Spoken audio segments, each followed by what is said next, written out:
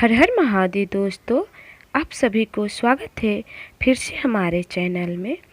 आज मैं महादेव की अद्भुत कथा लेकर आई हूँ, जो हमारे महादेव के गले में आभूषण के तरह नागराज विराजमान है। वह कैसे विराजमान हुए, इस कथा में आप सभी को जानने को मिलेगी। और इस कथा को पूरा ज़रूर ही सुनिएगा, तभी आप सभी को पता चलेगा कि हमारे महादेव के गले में जो नागराज विराजमान है वह कैसे हुए।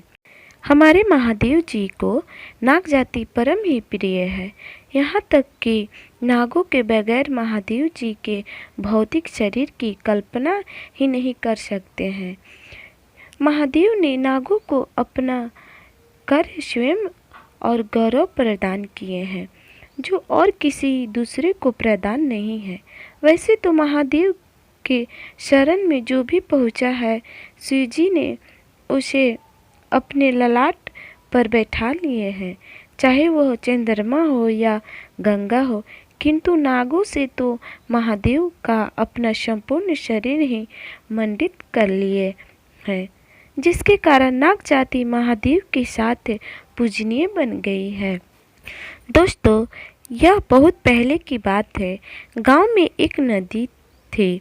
नदी के रास्ते पर एक विषैला नाग रहता था, जो अक्सर लोगों को काट लिया करता था। और नाग के आतंक से बचाव के लिए व्यक्ति समूह में नदी पर नहाने जाया करते थे। फिर भी नाग तरकीब से एक दो को अपना शिकार बना ही लेता था। एक दिन कोई महात्मा नदी के ओर जा रहे थे, तो रास्ते में वही नाग मिला, और वह महात्मा को डसने वाला ही था कि अकस्मात रुक गया।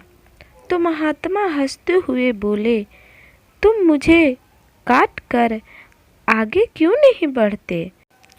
तभी नाग महात्मा के चरणों में बारी बारी से नमन करने लगता है। और यह देखकर महात्मा ने कहा, नागराज, पूर्व जन्म के किसी पाप के कारण ही तुम्हें यह योनि मिली है, परंतु तुम इस योनि में भी प्राणियों को काटोगे तो तुम्हें नरक में जगह मिलेगा। यदि तुम नरक से छुटकारा पाना चाहते हो तो आज से किसी भी प्राणी को काटना छोड़ दो। तब नाग ने महात्मा जी के सानिध्य में अहिंसा का व्रत ले लेता है और किसी को भी नहीं काटता है। जब नाग ने काटना छोड़ दिया तो व्यक्ति उसे कंकड़ पत्थर से मारा करते थे, और इसके कारण शरीर पर जगह जगह घाव हो गए थे। कुछ दिन बाद वही महात्मा जी दोबारा नदी के रास्ते जा रहे थे, तो उनकी मुलाकात एक बार फिर नाग से होती है।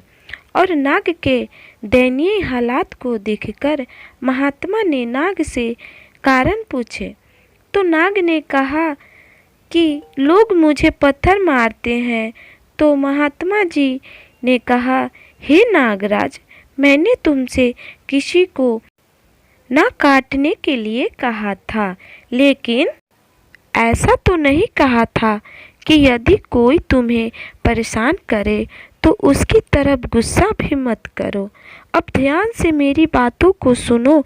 आज से जो भी परेशान करे तो उसकी तरफ तुम भी फुफकार मारकर दौड़ा करो, और ऐसा ही करने से तुम्हें परेशान करने वाला भय के मारे दूर भागने लगेंगे।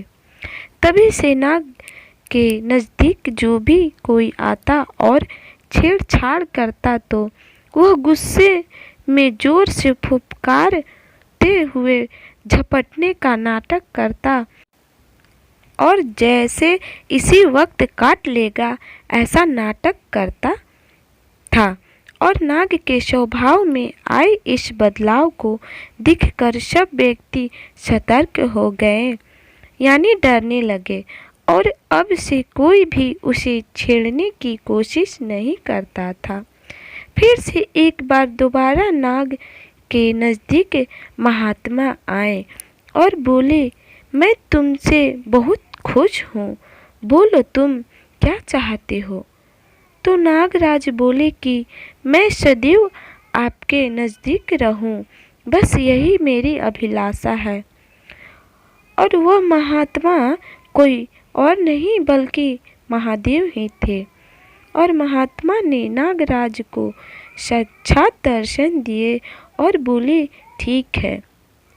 तो नागराज बहुत खुश होकर रेंगते हुए महादेव के बदन पर चढ़ कर गले में लिपट जाते हैं और तभी से नाग शिव जी के गले का आभूषण बन गए।